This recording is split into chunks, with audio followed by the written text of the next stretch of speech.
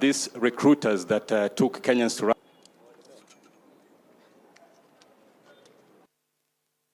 I note that the two countries are set to hold a midterm review to assess progress, identify challenges, and refine our strategic priorities.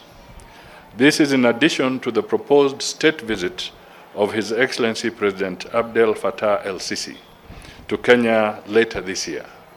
We have taken note of Egypt's interest in aligning the visit with the Africa-France Summit to be held in Nairobi in May 2026.